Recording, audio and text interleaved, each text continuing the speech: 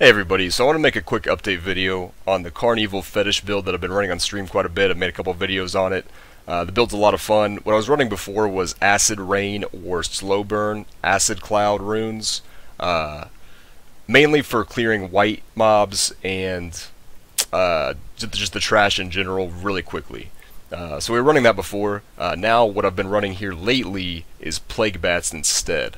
So what I've done for the most part is reduced the attack speed by quite a bit, and then stacked more poison damage, because obviously your fetishes, when they shoot darts, are dealing poison damage.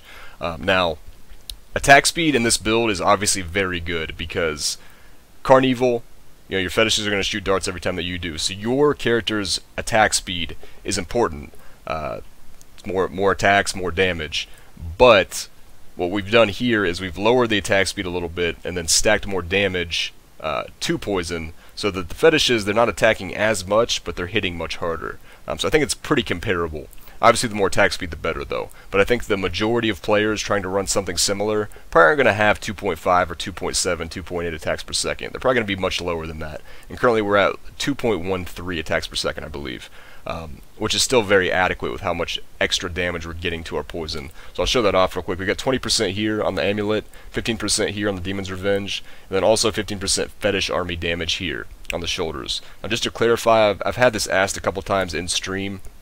This only applies to the fetish army ability. So the Legion of Daggers, the 8 fetishes from this rune, will get that extra damage. The fetishes from the passive will not. The other big benefit to this build with Plague Bats is, just like a lot of the videos that I've put out between Fire Bats, the channeled Fire Bats, and Fetish Sycophants, it gives you the highest proc chance for Fetish Sycophants in the game, because basically Fire Bats tick a certain amount of times per second, and there's very specific breakpoints to determine exactly how many times per second your Fire Bats are going to tick. But each time your Fire Bats ticks, you're going to have a chance, you're going to have that 5% chance to summon a fetish. So say your bats are ticking 4 times per second, that's 4 times per second you have a chance to summon fetishes. So it's the premier ability for this passive. So that's one of the big benefits. I think this build is way better on Elite and Champion packs. And one of the big reasons is because we run this build very similar to what we used to do back before Loot 2.0. A lot of people ran, including myself, a build with Plague Bats and Zombie Bears. And the way Plague Bats works is it ramps up over time, and then it leaves a dot on the target. So what you would do is you would channel it on, say, a champion, and you would let it ramp up all the way and leave that dot on the target, and then you would start to spam your Zombie Bears, so that the Plague Bats and the Bears are doing damage in tandem. They're doing damage simultaneously. We do something very similar here. We're going to do the same thing. We're going to let the Plague Bats ramp up, leave the dot on a target, and then start to spam poison darts with our fetishes. So they're doing damage at the same time, which absolutely melts Elite and Champion packs. It's pretty sick. So that's what we're doing there. As far as the rest of the build goes, it's all very similar to what I've been running on stream and the videos that I've put out about this build. The only difference, really, other than the Plague Bats, is Honored Guest instead of Jaunt. And really just because Plague Bats is a little bit more mana intensive than the Acid Cloud was. So I like this. I think you could probably still run Jaunt just fine though. And then as far as your Paragon goes, get as much movement speed as you need, obviously, and then go max int, offense, max attack speed, and then crit chance. Defense, all resist, then life percentage, and then utility, either max out area damage or life on hit first, depending on what you want to do. You don't need resource cost reduction, and you don't need gold find. I guess if you really want to find gold, then go for it, but one of these two, it's up to you. That's personal preference. We're going area damage for now. Just remember that neither one of these are going to proc off of your fetishes. Fetishes do not proc. They don't have a proc chance. So there you go. There's the build. There's the gear. I'm going to do this on Torment 4, just because Torment 4, with this particular setup right now, is the most efficient way for me to farm. It really, things die just as fast pretty much on Torment 4 as Torment 3, which Torment 3 is kind of like the sweet spot for most people here lately, it seems like, as far as efficient farming. But Torment 4 is really pretty much exactly the same for this build. It's so powerful. I can do Torment 5 and Torment 6 just fine, but when you get into those higher torments, you start to have a little bit of issues with certain affixes being very powerful and could potentially get gibbed if you're not careful, and that's even with, you know, over 1,000,000 toughness. So we're gonna do Torment 4 for now, just to show you how efficient this really is. So we got an elite here right off the bat. So we're gonna channel a little bit of that onto him. Gotta be a little bit careful because this is electrified. When you get this many fetishes attacking, you get a lot of electrified procs happening. So gotta stay a little bit farther away.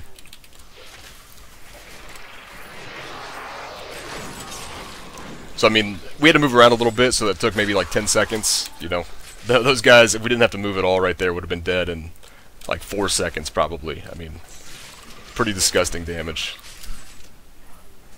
Now, most of the time on the trash, I don't worry too much about letting the plague bats ramp up all the way. It's normally better to just channel it real quick, get the dot on there, and then move on. Worry more about getting the ticks all the way up when I get to elite or champion.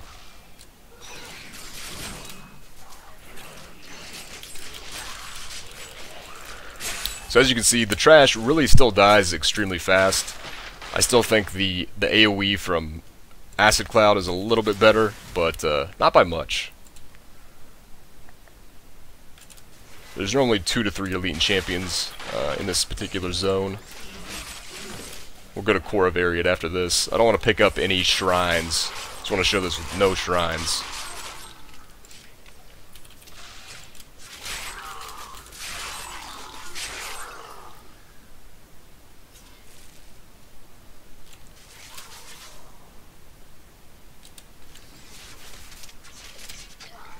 The other nice thing about the bats too is that it gives you kind of a chance to let your fetishes catch up. Like if your fetishes haven't ported to you, which they will after a while if you get too far away from them, it lets them catch up a little bit, so you have less chance for them to get blocked behind a wall or something like that. Alright, so we got another electrified pack here.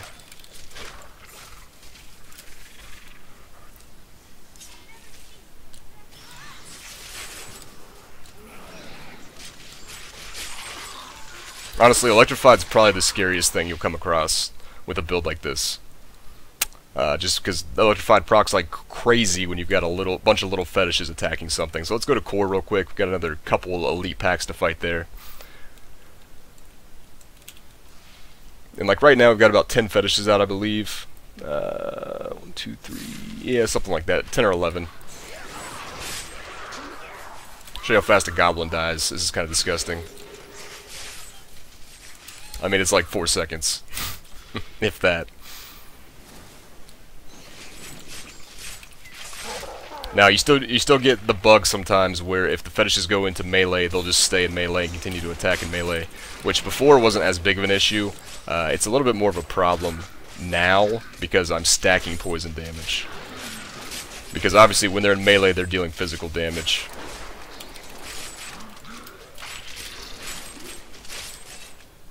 But, I mean, they still do considerable damage in melee. It's not the end of the world. But the biggest thing is, I just like the fact that when they're shooting the darts, I can kind of control them.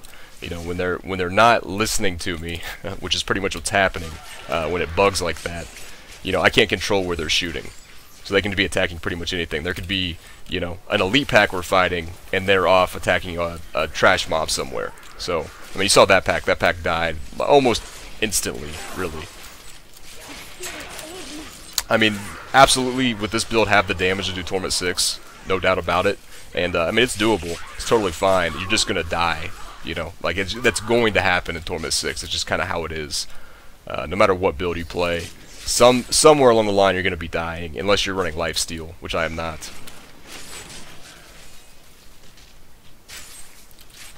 But I like the build a lot with extra poison damage. I think it's a little bit more powerful. I think it's more powerful with the Plague Bats too, overall. I mean, look how many fetishes we have out right now. It's pretty crazy. Now, with the higher attack speed, even with just spamming poison darts, we still would get a lot of fetishes out too. But I think this is a little bit better. This, like I said, kills elite and champion packs way faster.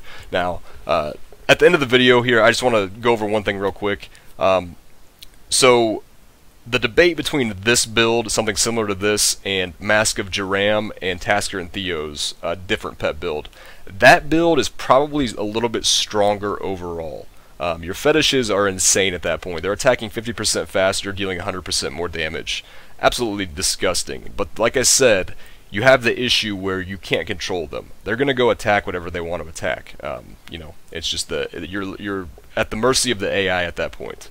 Now, in this build, you know, sometimes it's not the most intuitive design to where, you know, like you gotta position yourself pretty carefully to make sure that your fetishes are all dealing maximum damage. But you can control where they deal damage, which is the biggest benefit to this helmet over Mask of Joram, in my opinion. I mean, you can single target a specific thing and make sure every single one of your fetishes are attacking that thing. Also, when you have a lot of fetishes out with the other pet builds, you have blocking issues sometimes. Like they'll block each other and won't be able to get into melee to attack. They won't be able to surround an enemy or something like that. You don't have those issues with this build. Obviously, you have the issues where if you stop to shoot a dart and they're behind a wall, they're going to shoot the dart into a wall. But you don't have the other just pet blocking issues that the other builds do. So it's the strengths and weaknesses of both builds. I think they're both very viable, and I think the other build may be a little bit more powerful overall, especially on a single target. But I think they're both very viable and very fun to play. So I hope you enjoyed the video, guys, and I'll see you next time.